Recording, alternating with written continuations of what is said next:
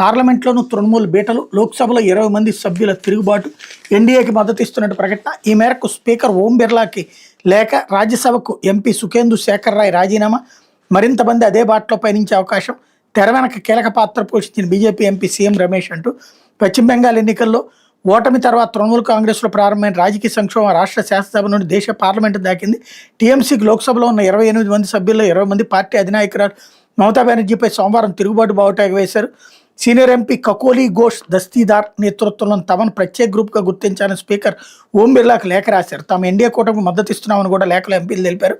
ఇప్పటికే శాసనసభలో 58 మంది ఎమ్మెల్యేలు తిరుగుబాటుతో ఉక్కిరిబిక్కిరవుతున్న టీఎంసీకి తాజా పరిణామం పిడుగుపాటే. అంతేకాదు పార్టీ సీనియర్ నేత సుఖేందు శేఖర్ రాయ్ కూడా తన రాజ్యసభ సభ్యత్వానికి రాజీనామా చేస్తున్నట్టు ప్రకటించారు. ఆయన బాటలో మరింత మంది తృణమూల్ రాజ్యసభ ఎంపీలు పయనించే అవకాశం ఉంది. ఈనాటికి ఈ పరిణామాలన్నీ ఢిల్లీలో జరిగినటువంటి ఇండియా కూటమి సదస్సుకి మమతా బెనర్జీ హాజరైనటువంటి సందర్భంలోనే జరగడం గమనార్హం. 20 మంది ఎంపీల సంతకాలతో లేఖను స్పీకర్కి పంపాం, మమ్మల్ని ప్రత్యేక గ్రూప్గా పరిగణించి సీటింగ్ ఏర్పాట్లు చేయాలని కోరామని ఘోష్ దస్తీదార్ తెలిపారు. లోక్సభలో టీఎంసీకి 28 మంది ఎంపీలు ఉన్నారు. ఇప్పుడు 20 మంది బయటికి రావడంతో రాజ్యాంగం 10వ షెడ్యూల్లో నిబంధనల ప్రకారం అనర్హత వేటు నుంచి తప్పించుకుంటారు. పైగా తామే అసలైన తృణమూల్ కాంగ్రెస్ అని స్పీకర్కి లేఖ ఇచ్చి గుర్తింపు పొందడానికి కూడా వీలుంది. అంతకుముందు పార్టీ నాయకత్వంపై అసంతృప్తితో ఉన్న సుమారు 15 మంది ఎంపీలు కేంద్ర మంత్రి బీజేపీ సీనియర్ నాయకుడు భూపేందర్ యాదవ్ నివాసంలో పశ్చిమ బెంగాల్ ముఖ్యమంత్రి సువేందు అధికారితో సమావేశమయ్యారు.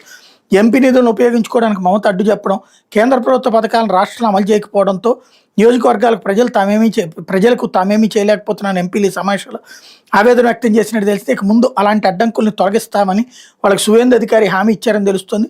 వారం రోజులుగా తృణమూల్ ఎంపీలతో సమావేశమవుతూ ఈ సంప్రదింపుల్లో భాగమవుతున్న Anakapalli BJP MP CM Ramesh కూడా ఈ భేటీలో పాల్గొన్నారు. భూపేందర్ యాదవ్ ఇంట్లో సమావేశం ముగిసిన తర్వాత సీఎం రమేష్ కోల్కతా వెళ్ళినట్టు తెలిసింది.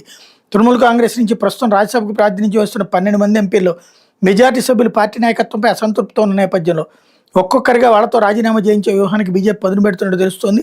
ఆ వ్యూహం అమల్లో భాగంగా సుఖేందు శేఖర్ రాయ్ రాజీనామా చేయడం, వెంటనే ఆమోదించడం చర్చగా జరిగిపోయి ఆ స్థానానికి జరిగే ఉప ఎన్నికల్లో ఆయన బీజేపీ నుంచి ఎన్నుకోబోతున్నారన్నటువంటిది హైలైట్ చేశారు. లేకపోతే నాగలి బాధలు గొడ్డలకి తెలియవు అంటూ